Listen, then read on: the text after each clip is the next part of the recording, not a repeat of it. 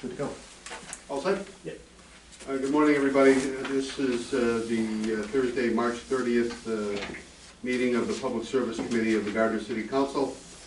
All members are present. In addition, we have we welcome the ex officio member of the committee, Mayor Michael Nicholson, and happy to have him here. All members are present. And the first item on our agenda, is anybody taping or audio or video recording of today's meeting other than staff? If not, we'll proceed to the first item of business, which is the appeal, the excavation appeal of regarding 20 Graham Street. And we have somebody here.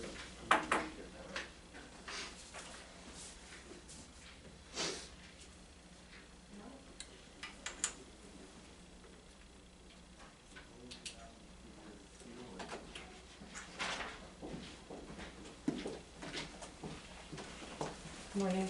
Good morning. How are you? How are you? Welcome. Thank you. Have a seat. Sarah Carroll, nice to meet you. Hello, Sarah. This is an appeal of apparently an excavation permit by owners and representatives of the owners of 20 Graham Street in Gardner. Could you just identify yourself again for the record and your role in this? My name is Sarah Carroll Hayden. I'm the owner of the property. We had a fire 1 year ago yesterday and are trying to rebuild the house. Mm-hmm. With that, to become compliant with code, we have to add sprinklers. I see. Unfortunately, we just had the streets repaired and replaced 3 years ago-ish. But the only way to bring that into the house is to cut the street and bring in new water lines. We have to have a 2-inch water line for the sprinklers. And we figured while we're at it, because it is a 4-family, we may as well just increase the water line for the house so that everybody has more water pressure in the house when it's completely got rehabbed. Like it is, there's nothing left. Mm-hmm. So we've just reframed, resided, re-roofed. All the windows are in and everything's ready to go. So I understand that you don't cut the street until April, but that's Saturday, so I'm just trying to get my ducks in a row so we can get going once we're allowed to. Yes. So. Okay. Mr. Director, do you have a comment on it? I mean, given the circumstance, as long as the contractor puts flowable fill, cuts into the street, puts flowable fill, and infrareds the seam of the trench, I don't have a problem with it. I had a few questions, probably for both of you. Back in February, end of February, there was a correspondence indicating that there were certain things required on a preliminary basis. One had to do with a water flow test. Was that done? Yes, it was. And do you have confirmation of that, Mr. Director? Yes. Yeah, that's for the sprinkler company. Okay. So this will be one line that's replacing the existing line that will serve both the sprinkler and the water needs? Well, right now, the water line is cutting through us in one place. We're hoping to go right up the driveway, open a trench and run them both parallel into the building because... Oh, there'll be 2 new lines? 2 new lines and cut off the existing. So if you're looking at the house, the water line's on the left side. Mm-hmm. That's running right next to the sewer. So we know that there's a code to be 10 feet away. We figured we may as well just go up the driveway. Apparently there is now, there wasn't then. Exactly, times change.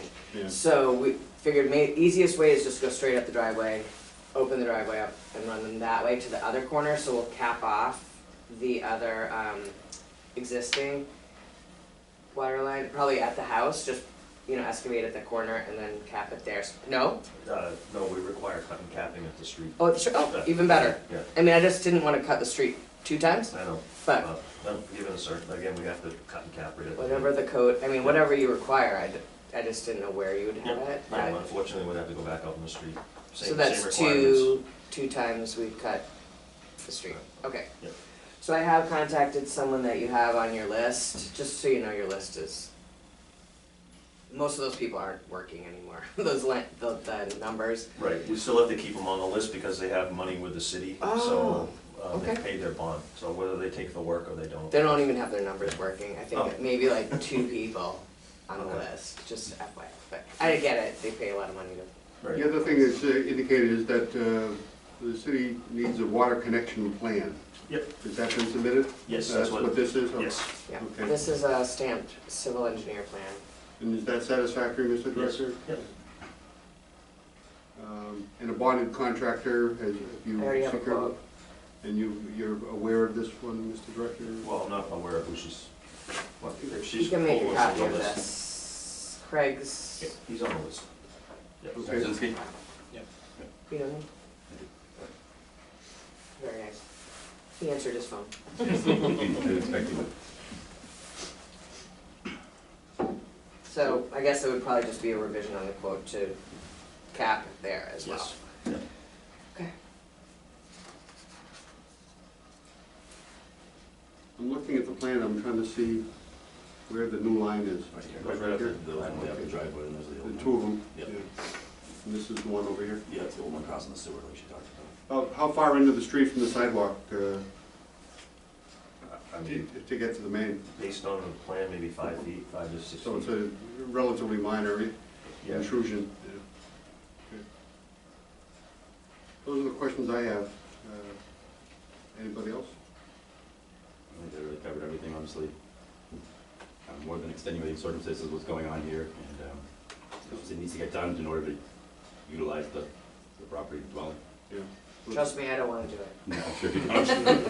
Otherwise, it's ready to rent or? No, I would have to still, it's just framed. It's empty, but I have it framed, it's really Oh, gonna you be, have finished work to do. it's gonna be beautiful inside when the outside looks 1,000 times better so far. Okay. So, yeah. And about how far are we into the paving, the 5-year paving period? I think it's been 2, so 3 more, we need 3 more years. Okay. 2 would be about 5. So it's a relatively minor intrusion into the paved way. And I'm happy to see the dwelling being used and fixed instead of sitting there and not the opposite, so. Minor and necessary, so that's support. Okay, I guess what you need is a waiver from us. So, I didn't entertain a motion. I move to allow a waiver to cut in for the new water lines. Second. Okay, any further discussion? Mr. Mayor, do you want to comment on this one? No, I just. If I could, with the condition of flow fill and infrared, with the condition of adding flow fill so it won't settle, flowable fill. Well, we'll fill in the trench, Yes. And then my motion yeah, to include to that. include that. Yeah, thank you. Second. Yeah. Any further discussion? Not all those in favor say aye. Aye. Those opposed? The motion passes. Thank you. You're welcome. So would the flowable fill be something that Craig would do? Yeah, unfortunately, it's just because it's a new There's your road, pen, please. Write it on. it is gonna increase the cost, given because it's a new road, unfortunately. Don't want it sinking. It's not good for anyone. Thank you very much. Thank you. You're So, welcome. do I get us some sort of a letter or something from you? I'll email you just Okay. confirm. Perfect. Great. Thank you again. Have a great day. You as well. Thank you. The next item on our agenda is the poll petition item, City Council Agenda Item 10909, petition by National Grid and Verizon New England for a cross-street installation of 4 poles. Is the gentleman here? And also Mr. Kenny as well. Mr. Kenny was at the public hearing as an abutter, and given the deficiency of the response from the representative from National Grid, I invited him to be here today. Did you hear what's there? Yes, I Can I have a seat right inside here? Thanks. Hi, guys. Mr. Kenny? That's it. Hello, please have a seat. Counselor, thank you. You can have a seat. Good morning. Morning. How are you today? I'm doing well. Yourself? Very well, thank you for coming. It's a delight to have somebody on behalf of National Grid here for a Public Service Committee meeting. We don't always have that. We've asked for it, we rarely get it. So maybe all the other contractors should be in a position to do it when National Grid is unwilling to. So if you can pass that along to your future National Grid. Well done. Because to be candid with you, had somebody been here when it was first before us, we wouldn't have had to be here today. And maybe the public hearing would have gone better. just so that you know, the representative from National Grid who appeared on their behalf at our public hearing a few weeks ago was poorly prepared and did a very poor job of answering questions from people like Mr. Kenny and others who were there as abutters and counselors who had questions. So we appreciate you being here today. Yeah, my pleasure again. So if you could identify yourself for the record and tell us what brings you here. My name is Eric Fontaine. I'm the consultant firm for Control Point. I'm here on behalf of National Grid. I am the lead engineer of this project. The main reason for this pole petition here is to get rid of the rear lots that's in the between Agnew Street and I believe Cross Street. And and we would like to get that out of the people's backyards and have the power be supplied from the streets. It'd be better for safety, for the overhead crews, for the public, all that. So that's the main intent of this project. So can you just describe the location of the poles and the lines? Yeah, so currently, they are,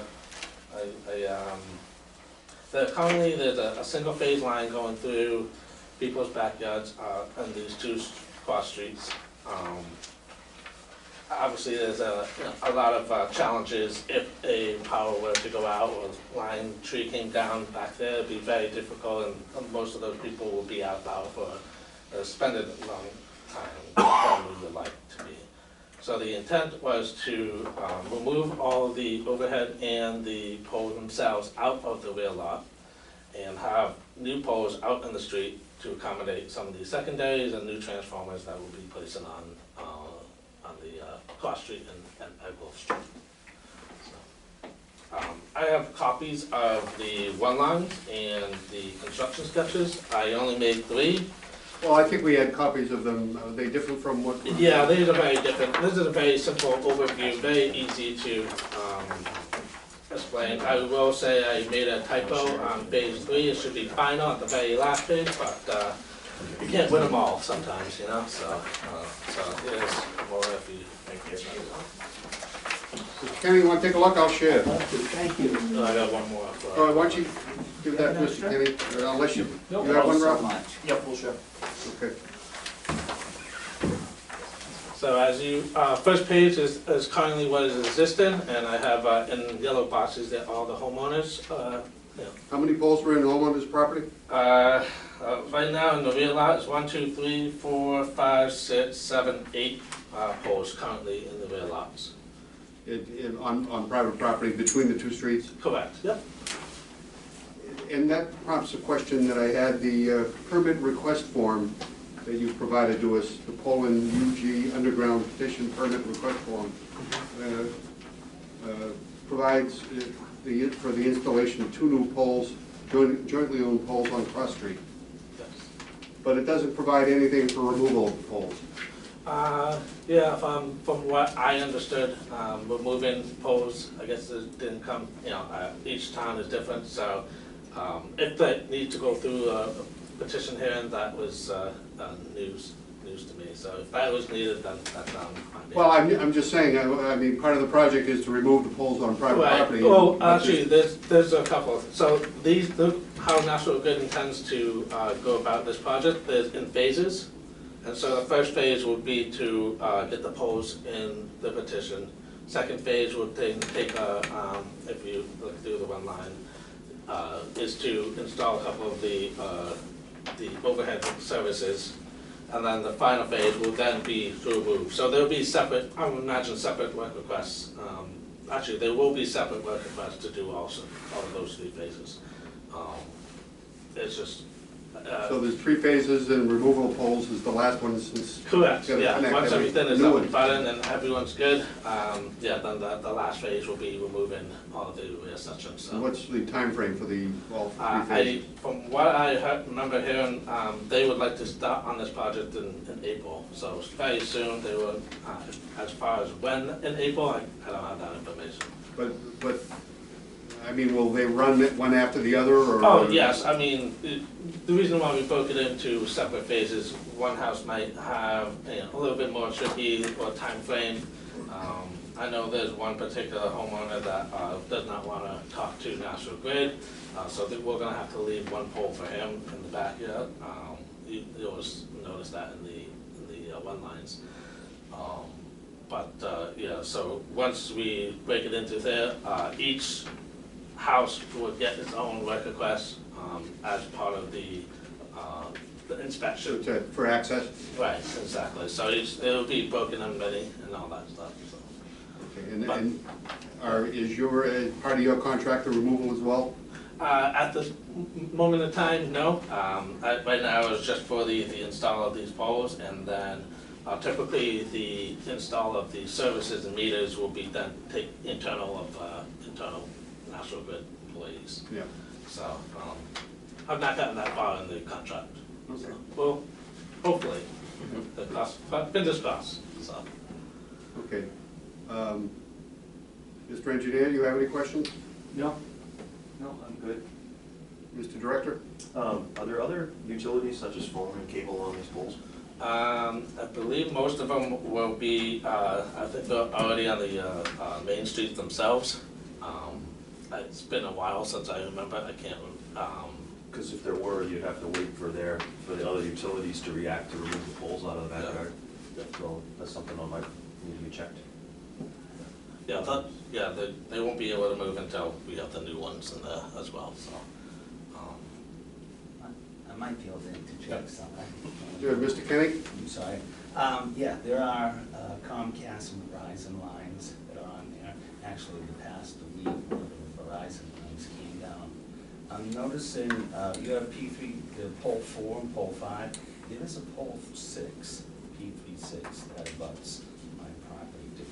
Pole number 5 abuts my property, but there's another one that's not on the map that does main lines through coming, services my house and it's a Shake's house too.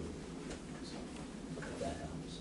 So is Verizon and Comcast on board with your plan, or is this just National Grid's plan to remove power?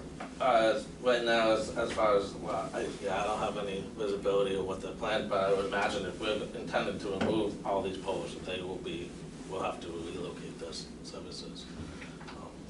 But that's where we get on the issue with double poles is Exactly, and that's what prompts my questions about removal. Because part of the process of removal is getting the other lines that are on the poles moved to the new ones. Yeah. The only thing I would say is that they'll probably be in similar boat as National Grid, where if one of the lines were to go down in the people's rear lot, I would imagine the intent would want to be out in the street as well, so it's easy access. It just seems to me that as part of this process, that we have the whole project, including the removal part, as part of the presentation for the original petition, whole petition, because it's an essential part of the project. Right. And the removal or the transfer of other utilities that are on the existing poles. And because you want to do your job, but then people like homeowners and the city gets hung up because the others haven't responded to their obligations or they're part of the project. And I'm wondering if that needs to be done before we act on this. Okay, understood. Who owns the poles? It's a joint ownership, so majority. There's a lead though, usually, isn't there? What's that? There's a lead, even on joint poles, there's a party that is responsible for it. Right, typically National Grid is responsible to install, and usually it's sort of telco is the responsible to remove these poles. Who's responsible for it? For removal, it will be Verizon, Okay. and the National Grid is responsible for installing them. And they're not here, Verizon isn't here to respond to that, I guess. Yeah, I mean, I'm looking at, there's only 1 or 2 poles that I see in the rear lot that is sole owned, and then if the sole owned, meaning National Grid is solely responsible for that entire pole, and then they'll be responsible to remove it. Although I only see 1 of that, so. Well, I'm just concerned that that the project isn't complete until the whole thing is ready. Go ahead. or at least in place. And, I don't know, what do you, gentlemen? Mr. Kenny, did you have any questions? I think you're spot on what you're saying, yes.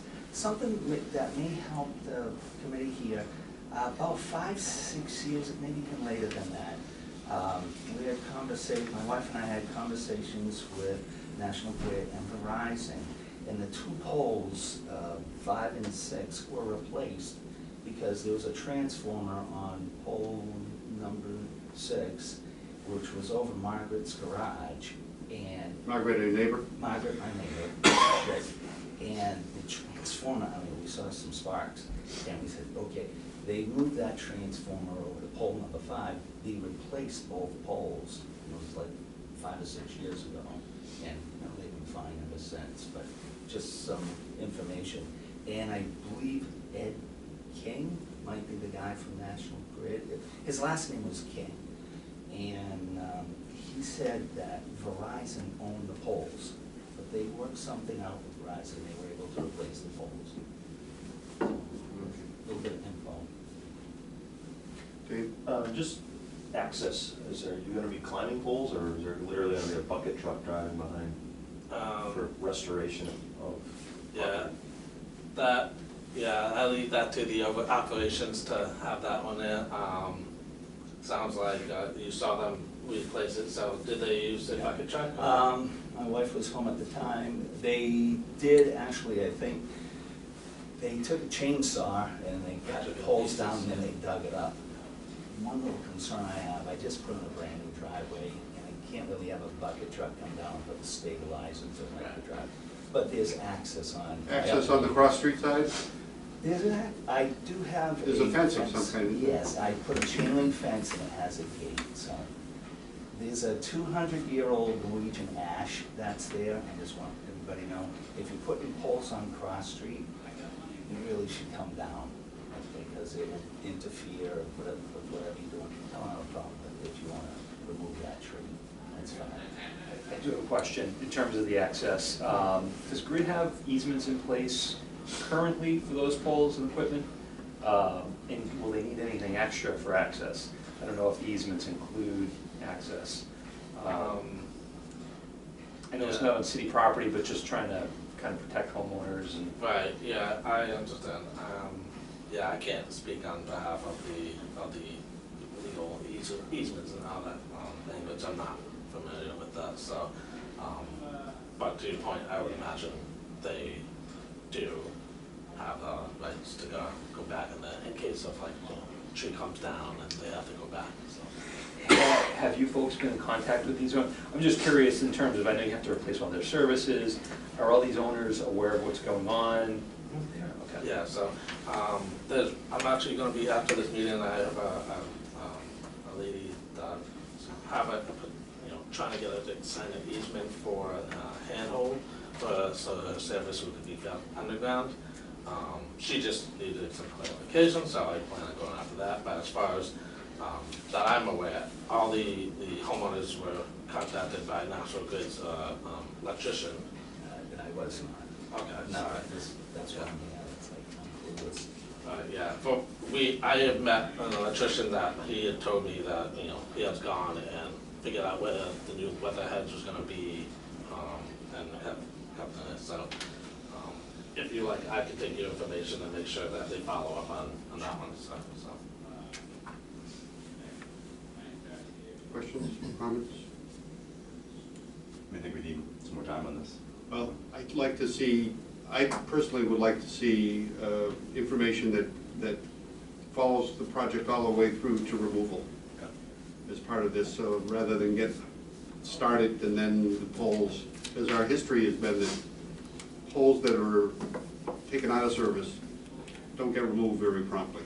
Okay. And we'd like to see that, I think, as part of the from beginning to end. And if it's possible to stake the locations. Sure. Yeah, I And the believe it was since we're gonna need some recently time, that way the homeowners will know the exact, as exact as you can get. I know the map, the plan is here. The pole locations on the street were all staked recently. Oh, they were, Yeah. okay. Are you aware of that, Mr.? No, I don't. Well, they're on Cross. Is there a new pole on Edgell proposed? There is one, I think that was the subject of a prior petition, wasn't it? Yeah, that one went That by. one That went one through. has a handhold, there's no pole. That was a handle, and then there was one that's like kind of relocation, so just moving it slightly. So- When that pole does get relocated, it's gonna affect my electricity. I have two lines coming in, one from the backyard where the transformer is, and then one line from the street. So it's kind of been beneficial, you know, getting that feed all the way. So when you do move that pole, I don't see how you're gonna either hook, because Margaret is coming off of that line. Right. And then how you're gonna hook across the street, because that pole directly affects the other person across. Right. I assume your house 81? 73. 73, okay, so we have, like I said, we have in phases, so the reason why is so that we can put the new pole, relocated, 73, the pole 7 is actually gonna stay in place. The new pole is gonna be relocated to pole 8. It means, okay, in front. Right, and so, so your service is gonna remain from the rear lot at the time. And then, once we stop, you know, You'll switching figure it over out. and the electrician has contacted you, then you'll have the new service off of pole 7. So, The meter is at the rear of the house where the pole is, so if your intent is to come from, I don't see how you're gonna run a line from Edgell Street to the rear of my house without a pole. So it's something they want to. they should, like, the electrician should have talked to you and talked about moving the weatherhead to the front of the house. Or it might be that you have it underground. I on my wind lines are kind of gone, but yeah, like I said, I can reach out to the and make sure that we get that squared away. That's where my circuit breaker box is, and the meter inside the basement, it's, Right. it'd be a little complicated. Yeah, I understand. Again, I was told that they have talked to everyone, so I can follow up with them and make sure that is good. So. Okay, why don't we, I entertain a motion to table this for, postpone the meeting on this whole petition until our next meeting. And in the meantime, you can address these matters that we've discussed and see where we are at that time. I don't want to hold this thing up, but I want to make sure that T's are crossed and the I's are dotted. Understood, yeah. So just kind of action items you would like to see is you want to see the removals. Well, let's see with that all three phases are in place. Right. In a time frame for them, I guess. Okay. You know, I know it can't be exact, but rough time frame for, that gets us to the end of the project. Right. The three phases. And then the contact information with National Grid and Mr. Kenny about the relocation issues. Okay, perfect. Yeah, I think some verification. Oh, it's from- verification of the from other Verizon and- utilities. and Comcast. Yeah, so what, if they're on board and what their time, and that's part of the whole time frame. Right. Is their transfer of the utilities from to the new pole. Just to minimize the double poles that will be there. Oh, that's part of it, yeah. I think the question of easements as well. Easements in As place. far as I know, there are no easements, because back 5, 6 years ago, I asked Verizon, I said, why don't you make an easement, why don't you take, you know, I was willing to. Give it to them, right? Yeah, because they needed to get at the poles. We worked it out and they replaced the poles, but as far as I There's no know. written easement, though. No, not my. I did some research, I didn't see any. Yeah. What's Yeah. that? It's a handshake, is it? Years ago. Yeah. Yeah, it still happens from time to time. Well, if you could look into that, Sure. for the poles that are gonna be removed, Okay, will do. and the existing ones. Good idea. Motion to recommend more time on the site. Second. All those in favor? Aye. Those opposed? Motion passes. Okay, so we know where we are? Yep. Okay, Mr. Kenny, anything else? No, I think you guys are spot on. Thank Okay, you great. very much. Okay, thank you for coming. Thank you. Thank you very much. Thank you. Actually, headed over to 63 on my way, so I don't know if you're heading back home now or? Yeah, I've got another meeting Oh, good, they're doing their get together right now. Amazing what it can happen at a service committee meeting. Okay. Next item we have is the intermunicipal agreement between the city of Gardner and the town of Ashburnham for wastewater collection. Before we get into the questions I have, I didn't know, Mr. Mayor, if you had anything that you wanted to comment on this one. Sure, thank you very much, Mr. Chairman. The letter was written on the front before Ashburnham's town administrator decided to put this as a new business on the select board's agenda, so you'll notice that their signatures are already on the document. Their town council and select board have already signed on their end, so it's just waiting for our approval for signature. There are technically two separate documents in this There's an proposal. addendum there, right? Yes, there is, yes. The reason for the first one having a 2022 date is because that was when the previous contract expired, so that's where we go back, it would be backdated to that date, because we've been providing those services to them since then. The addendum that's attached to it is the new payment schedule for the back payments that they owe us. That's on the last 2 pages of the document that you see there. So it's really a first amendment to the IMA, and then the IMA that we're looking for authorization for signature. The city solicitor has approved this, but I requested he not sign off until there be any council approval. That way there'd be no action from the city on this. So the council take the vote on it. One thing I noticed is that the first payment under the payment plan was due in, I think, June or July of 2022. Has that been made? No, they were waiting for the agreement to be signed. So they kind of wrote the agreement, put the dates in, and the process didn't catch up to the dates on the document. And have they been current on usage payments? Yes. Their bill actually is going out this week, Okay. today. But it's only the capital improvement part of it that they're behind on? Yes. And they've agreed to this payment plan and to participation in any future capital improvements, I read. Yep. Okay. The new agreement also has a little bit more teeth as far as with odors, because on Pearl Street, they discharge, and for whatever reason, when the school is out, there's not as much flow coming from Ashburnham, because they go back to their private homes, which most of them have septic systems. Mm-hmm. So there's not as much flow. The sewers in that force main that's almost 2 miles long turns septic, and it flows through down Pearl Street, and there's some odors that come out into it sometimes. They have a treatment process down at their school down in South Ashburnham that they've since added to try to relieve this odor. But once in a while, the chemicals run out. So we have some teeth now in this document saying if their hydrogen sulfide levels go to a certain point, we can reach out to them and They can abate that? yeah. So just a couple things like that are in here. Okay. Everyone? No, the question I had was the same one you had about the payments, and so once it's assigned, they're making that payment, Yeah. date payment, if you will, immediately, and the next one's coming in June. Yeah. So I'm interested in approving on that, okay. I didn't see that in the agreement anyway.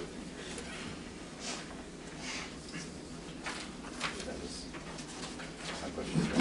Okay, this is also before the finance committee, as I understand it as well, and they'll be meeting on this Monday. Monday.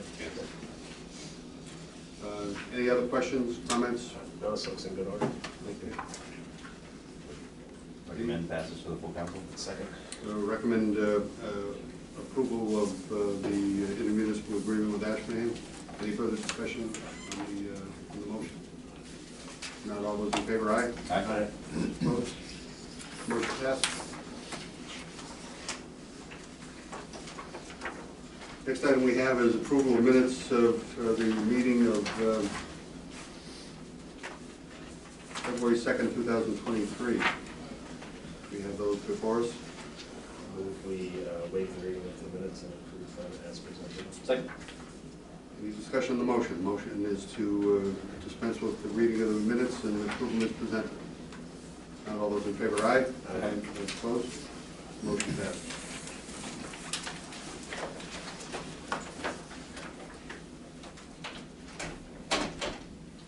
Watershed lands.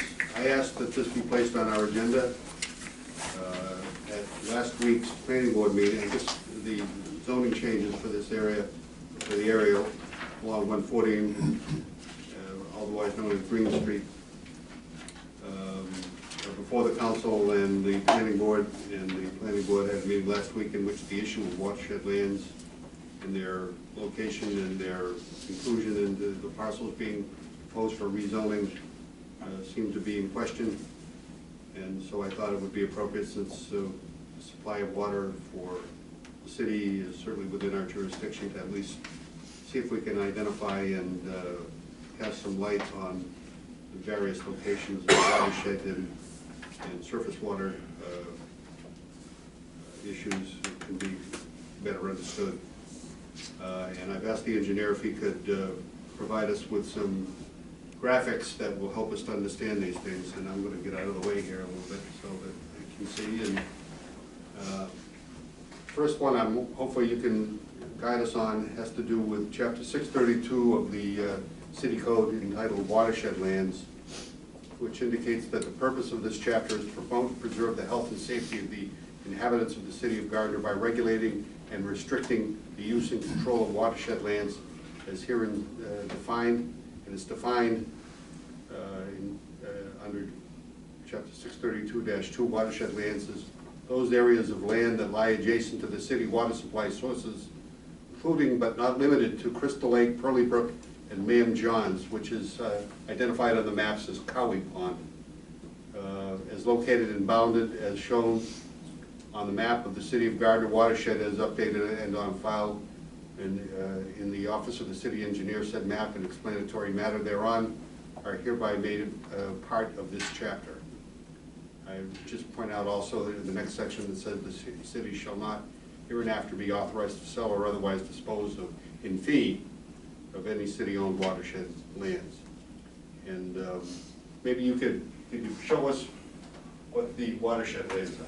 Sure. So the watershed is those lands adjacent to Crystal Lake, Pearly Brook Reservoir, and Ma'am John's Pond, or Cowie Pond as I know it. So essentially watershed is anything that contributes runoff to those water bodies and our water supply. So conveniently the state maps our watershed for us. It consists of 3 zones, Zone A, B, and C. Zone A being the blue hatch, which is directly around the surface water bodies as well as their tributaries. It's defined as 400 feet from the reservoir itself and 200 feet from its tributaries. Zone B, which is hatched here in this red hatching here and up here, is anything within a ½ mile of Zone A or the limit of the watershed. So the limit of the watershed is the physical limit where the topography, drop of water goes to Crystal Lake, or a drop of water, heads west towards Welded Brook, not to our water supply. So the limit of our watershed, which is Our current watershed, the existing watershed, is either the limit of Zone B and C, which is everything not in Zone B, which is this solid red hatch. But the limit of our watershed is this blue line, which follows Zone B and Zone C. So you can see, it encompasses all of Pearly, Crystal Lake, Cowie, and then the upper portion of the watershed up into Ashburnham. So that's what this area is, and that's watershed lands. So can you identify Green Street on? Yep, so 140 is right here, to Green Street coming up to the college and the hospital right here. So the area, and I know the area that has been proposed for rezoning, I know the mayor has updated his proposal to the planning board last night to include these 2 parcels in red. Previously, it encompassed an area more down into here. The mayor can speak to that a little bit if he wishes. Yeah, I know there was a continued meeting of the planning board last night.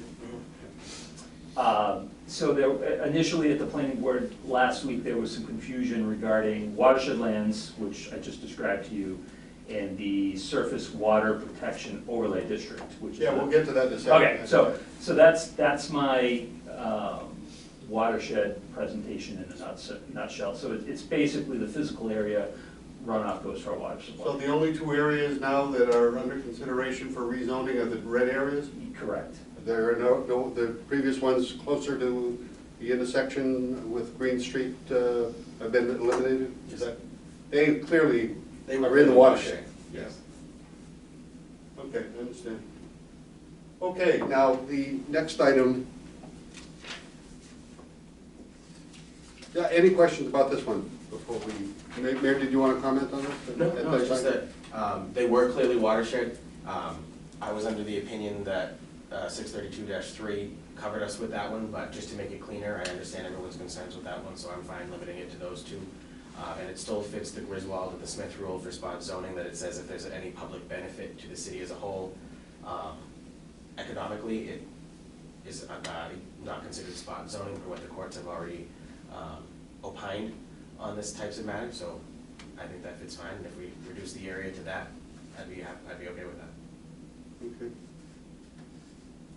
The next item, the next area that I was hopeful to identify is the Chapter 675-550, the Surface Water Protection Overlay District. Just following along in the same way I did with watershed. The purpose of the Surface Water Protection Overlay District is to promote the health, safety, and general welfare of the community by ensuring an adequate quality and quantity of drinking water for the residents, institutions, and businesses. Number 2, to preserve and protect existing and potential sources of drinking water supplies. Number 3, to conserve the natural resources of the city. And number 4, to prevent temporary and permanent contamination of the environment.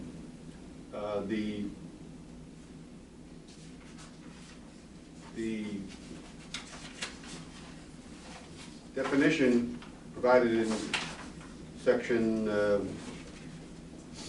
C of definitions is the definition of surface water protection overlay district is those lands designated on a map adopted pursuant to this section that provide recharge to an existing or planned public drinking water supply well. The Surface Water Protection District includes all areas designated as Zone A and Zone B as approved by the DEP, which is the Department of Environmental Protection, I assume, and Zone C plus. Zone C plus, but we've already talked about Zone A and B in the watershed discussion. Zone C plus is something different, and it's defined as Zone C as the land area not within Zone A and Zone B, delineated on a map titled City of Gardner Water Supply Protection Districts, prepared by the Engineering Department, dated, revised, January 5th, 2011. The mystery of that map remains. It persists, yes. I've been unable to locate this map. But go ahead. I can, so it kind of piece together from sources. So on this map which I prepared, I've shown the Gardner Surface Water Protection Overlay District, and it is the darker purple line starting here. It then wraps, I don't have it all the way down, but it wraps around Crystal Lake for the most part, following our watershed, and then when it gets up here to the northern part of 140, it then follows this path right here. So the difference, so I can only speculate why, when this was mapped, why they did it, but it's, so you can see C plus, Zone C plus, which the overlay district calls out, is slightly different than Zone C that the state maps. Now, up in this area, Wilder Brook flows down through here. I think it's actually right along this edge of this parcel, and then down through here and continues on. Wilder Brook is not that goes into Parker's Pond. Yes. Yeah. Yep. So not in our watershed clearly. However, when this got mapped, for whatever reason, again, I can only speculate. I have no real reason why it was mapped. Potential sources of water. And I looked into that in talking to the director. As far as we know, there's never been any study for well sites up in this area. There's no infrastructure to support it, but as far as I know, it's never been mapped as a potential well site. But it's been, it was mapped as a, to include, but I mean, I'm just trying to speculate as well. Right. But it's a potential, as a well, it's a potential source. Well, there's a, I mean, anywhere outside of there could be potential sources all over the city. Yeah. I can't speculate as to why it was mapped that way, Okay. without kind of the background information, which also I've been unable to locate. And I understand you, I think the city engineer at the time of, in 2011, when the map is identified, was Mr. Hankinson, Yes. and have we been able to speak with him at We, all? I reached out to him, he's willing to come in and meet, we're just playing telephone tag at this point. He's- Okay, that would be, I think that would be helpful, you know, or to understand it. And this is here for informational purposes, not for a vote of any kind. You know, it's just that I think it's important for us to know what we're talking about. So it would appear that both of these parcels under consideration, all of one of them, which is M47-24-1, is within the Surface Water Protection Overlay District, and a portion of M47-22-4 is also within it. Is that, am I reading that correctly? Correct. And both of those parcels are owned by the city? Correct. Yes. Okay. Any questions about these, about the purposes of the various zones and the location of them and their definitions? And Cowie Pond's off of like Stone Street and. Yeah, it's otherwise known as Van John's. The big dam, that dam is on the, right when the corner road. And that feeds into Pearly Brook, which then feeds into Crystal Lake. George, any? No, I was a little confused on the item being placed on the agenda, but now that I understand, it's just information purposes. It's informational, we're not here for a vote. I- But since it came up at the planning board, there was confusion about what was watershed, what wasn't. I don't think the issue of the Surface Water Protection Overlay District came up at all at the first meeting. As I described the watersheds, knowing that there were two different things, I was blurring that line, and it was helpful, I think, to have an explanation. That the overlay district is a zoning district, it has prohibitions and allows and disallows certain things within it. Everything's subject to a special permit through the planning board for certain uses, whereas the watershed obviously is much stricter control. And not necessarily, it's really state permitting if you're working in the watershed. Yeah, it bypasses local. Doesn't Not bypass it, but it expands it. Yes. Yep. Okay. Any other questions? No, so you have unanimous, give it pretty clear, I mean, for the information you have available. And although this is not in our, the area to the west, the parcel of the watershed line, both of these parcels are included in the open space designation at the present time, as I understand it. Is that correct? It's listed as, Open space it's listed as open recreation? space right now, but there's no protection on them. No, I understand, but Yeah. they are designated that and have been for some time. Yep. That is correct. Okay. I have no other questions unless anybody else does. Mayor, did you want to comment, or No, Mr. just- Director? I'm curious myself, the white property inside of the purple line, is that private property? This one? Oh, all the white properties within, I think within this- the purple lines, are those all? I think the one that's, where the pointer is the city forest? Yeah, that's city forest, this is. North of 140, west of parcel 24, that is all privately owned. So when they drew this watershed line, were these residents even aware, were they even aware that all of a sudden they're? Well, I raised that question at the last meeting, whether there was notice about these zoning change proposals to abutters, and it appeared there were not. No, I'm talking about back in 2001 when they drew this map, I'm sorry. 2011. Yeah. I mean, because you're putting a large restriction on private property, and I wondered. Well, another question for Mr. Hankinson. Okay. Just for clarification, Mr. Chair, we did check with the city clerk's office, and there were abutters notice sent out for Monday's hearing. Just, Oh, I know the council president had expressed some concern about that. yes, no, I agree. Okay. Anything else? Okay, then, well, thank you, Mr. Engineer and Mr. Mayor, for your concern and interest. And we'll move on.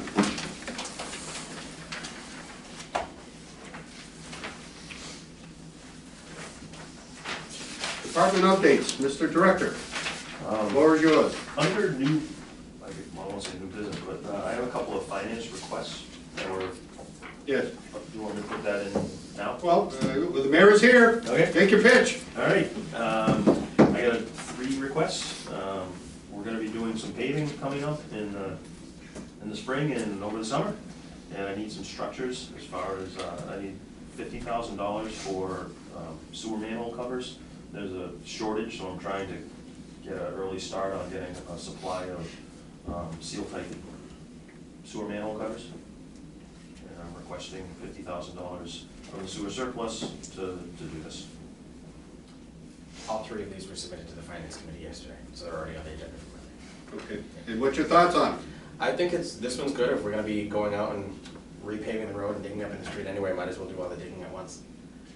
Same thing with the Watergate one that you'll see for the next item for the $30,000 in the water enterprise account. It's, while we're in the street, we might as well be doing all the work we can, so we don't have to go back and redisturb the neighborhood, while still protecting the system. Okay. Trying to do my job. This is for informational purposes, I assume. Yeah, I just, so it's, We don't want to step on the finance committee's toes here. just wanted Not to too hard anyway. keep you updated. Next one is. Well, one was sewer, one was water, similar thing, replacing the water gates for $30,000.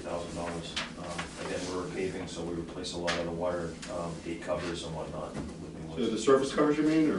The covers that you physically see on the street for the water gates. Okay, the at sleeve. the main, you mean? Yes. Okay. Okay, any questions about either of these? You need, It's up to you whether you you looking for us to endorse them? want to be aware and speak on my behalf on the floor.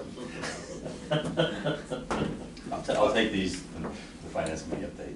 Yeah, okay. There you go, our liaison to the finance Speak committee. behalf both the service and finance, White man speak with a forked tongue. Yeah. straddle the fence, both.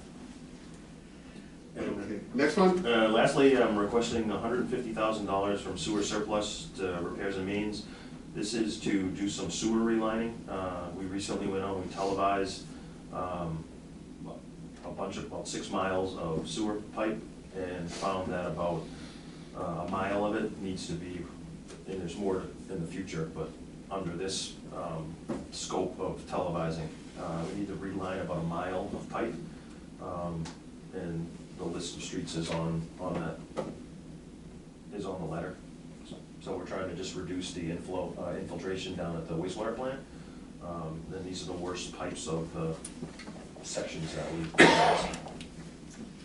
This is something we've done, we used to do a lot, and then we focused our money on the wastewater plant upgrade, but now we're gonna try to focus some more money in the system itself and do a bunch of relining over the next few years. And you've identified the locations that you plan on relining? Yes, it's on the,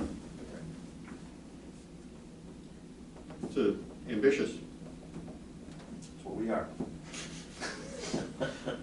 If I could add, Mr. Chairman, to that one, while I'm no engineer, when I worked for the town of Rutland, they had previously done a little bit at a time throughout the town, and then when money was tight, they just stopped doing it. There was a grant that the town received, and then Reline, they'd have dropped our annual sewer charges that we were paying to the city of Worcester through the regional system that we were in by about $567,000 a year, just because of the amount of inflow that can happen from the groundwater and the rainwater. So it really does help us in the long run. Yeah, this has been an initiative that's been going on for a fairly lengthy period of time over at various locations. So can I infer from your comment that you're in support of this? Yes, Mr. Chairman, you can.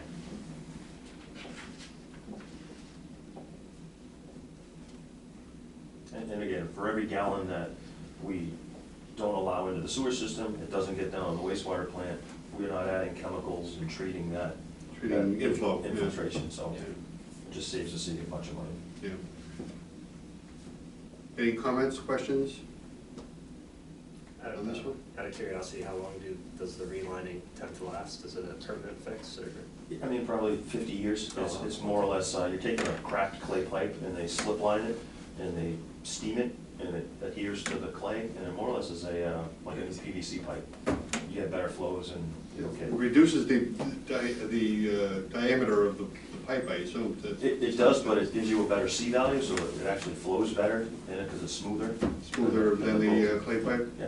A lot less long-term maintenance in terms of jetting and cleaning because it's smoother, it flows better, less solids are left behind. So it's, the benefit is far-reaching beyond the I&I. And it gives it structural as well. So you want, like that clay, it tends to.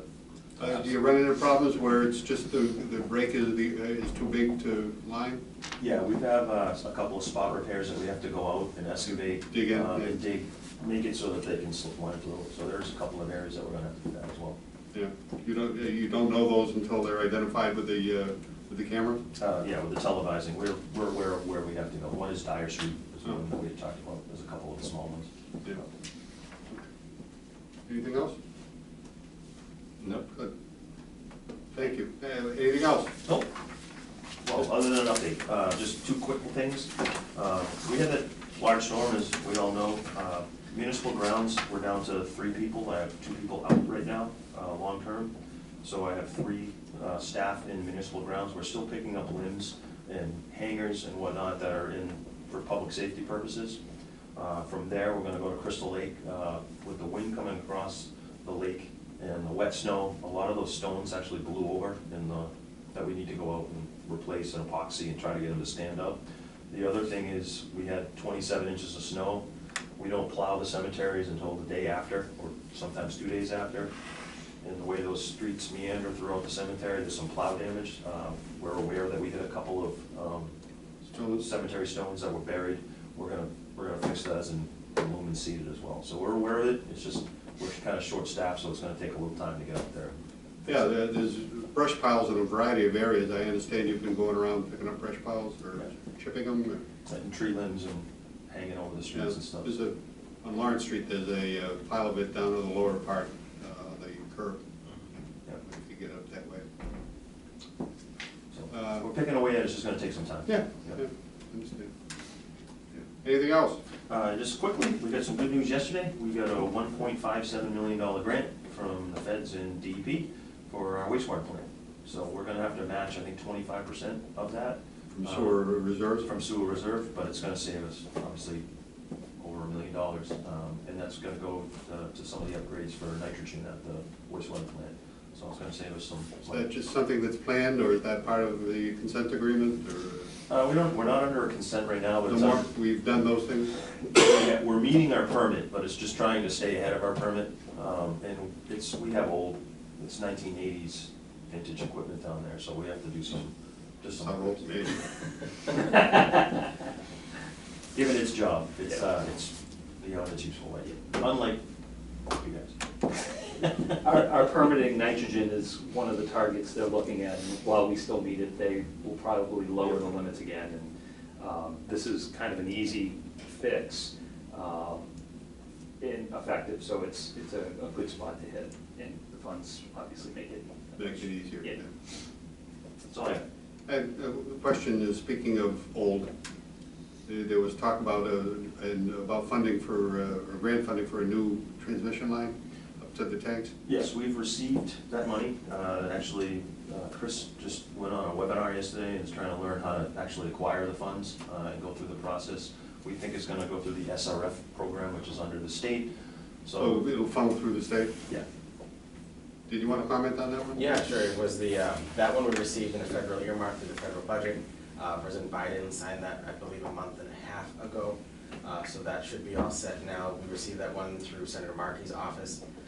We also received a earmark in the state's infrastructure bond bill for the project as well last year too, that we're now seeing how the language relates to that one, where we have the funding secured in the federal earmark. So we know that money's coming in that end, but with the bond authorization that we received from the Commonwealth, if Governor Healy chooses to fund that, how the language was written to see how we can utilize some of that funding even if the transmission line was installed through the federal earmark, what we can use the state earmark for. Okay. Well, will the federal earmark fully fund it? It's $1 million. It It should, I mean, it should fund it. Because we had done some engineering prep work for that, right? Yeah, the problem is we do the estimates a year and a half ago, and by the Yeah. time we go through the process, the price of materials, so I think we'll be okay. Okay, I'm just thinking possibly it could be the state one could supplement it if there's additional expense. That's what we're thinking right now, yeah. And talking to contractors, it's anywhere between a 6 and 10 month wait for a pipe, depending on the size.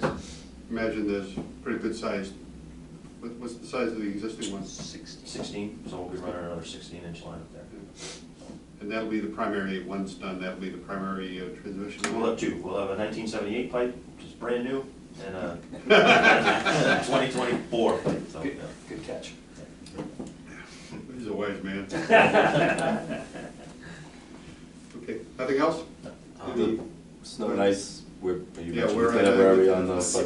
669,000 for this auditor yesterday. Say again, I'm sorry. I missed- 669,000 in the deficit. And we had identified total of 900,000 That is correct. for what was budgeted as well as what you would reserved? That is correct.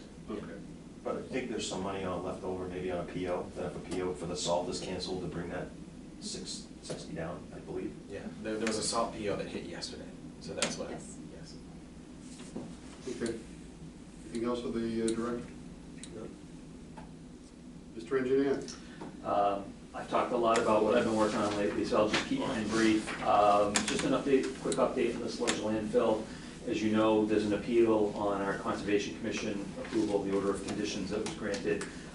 We have a site walk with DEP, the party who's appealing the project, I believe the public next week on Monday. Monday at 10:30? It's been rescheduled several times because of the snowstorm. It was supposed to have been a few weeks ago. So we have that. So there'll probably be more coming once that happens, if DEP has questions. But that's all I really wanted to bring to your attention. Okay. Any Nothing else? questions, comments for the engineer? Thank you. No, thank you. Okay, we received correspondence from the Conservation and Planning agent indicating that she had nothing to report. It's been several consecutive meetings now that she hasn't had. I'm sure she's doing something, been working on things. And so I'm going to request that she attend our next meeting, whether she thinks she has something to report or not. If that's okay with.